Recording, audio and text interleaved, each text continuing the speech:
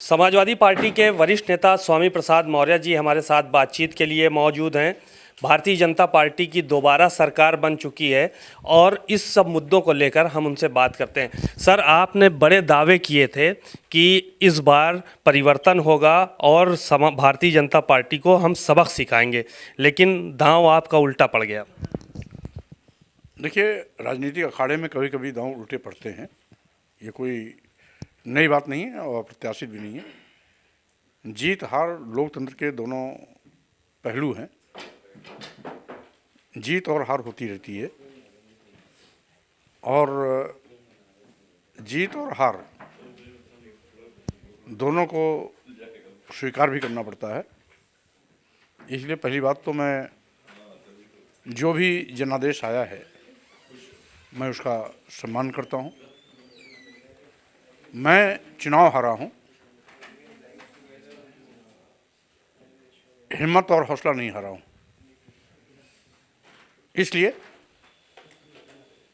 जिन मुद्दों पर मैं भाजपा सरकार को बेनकाब कर रहा था वो अभियान मेरा आगे भी जारी रहेगा, क्योंकि भाजपा की सरकार बन जाने से, भाजपा का चुनाव जीत जाने से उसकी गलतियों पर पर्दा नहीं डाला जा सकता।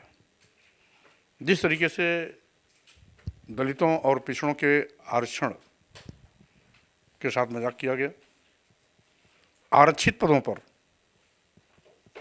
आरक्षित वर्ग के अभ्यर्थी होने के बावजूद भी सामान्य वर्ग के लोगों को चयन पत्र दिया गया। भारत सरकार के पिछड़ा वर्ग आयोग, जिसको माननीय प्रधानमंत्री ने संवैधानिक दर्जा दिया था, उसने भी इस पर कटु टिप्पणी की थी। मुख्यमंत्री ने अपनी गलतियों को स्वीकारा भी था, लेकिन फिर भी उन आरक्षित पदों के साथ भर्ती में गोलमाल किया गया। वो मुद्दे आज भी हैं। वो मुद्दे हैं ज़रूर, लेकिन कहीं ना कहीं पिछड़ा वर्ग भी बढ़ चढ़ के भारतीय जनता पार्टी के पक्ष में वोट किया है, इसीलिए उनकी प्रचंड बहुमत की सरकार बनी है। आपके पास जो मुद्दे थे वो सारे के सारे फेल होते, चाहे वो साढ़ का मुद्दा रहा हो, चाहे वो दूसरे मुद्दे रहे हों। ना आपका एक दावा, चाहे फ्री बिजली का रहा हो या फिर पुरानी पेंशन, जनता ने उसको माना नहीं, आपकी बातों को सच नहीं माना, इसीलिए वो भारतीय जनता पार्टी की तरफ नहीं माना। इसका मतलब मुद्दे गलत नहीं थे, मुद्दे अपने जगह सही थे। हम अपनी बात को जन जन तक नहीं पहुंचा पाए, ये कमी हमारी है, जनता की नहीं। एक सवाल और ले लीजिए कि ये कहा जा रहा है कि खाली बुलडोज़र की वजह से जो है वो चुनाव जीते हैं। तमाम कल भारतीय जनता पार्टी में जश्न देखा गया, लोग सरों पे बुलडोज़र लेके आए थे, नकली बुलडोज़र, एक असली बुलडोज़र भी आया था वहाँ, और कहा इसी का कमाल है कि दोबारा सरकार आई है। देखिए, जीतने वाले का हर पाप माफ हो जाता है। जीत हुई है तो स्वाभाविक रूप से उनका गुणगान भी गाया जाएगा, उनका जय जयकार भी होगा।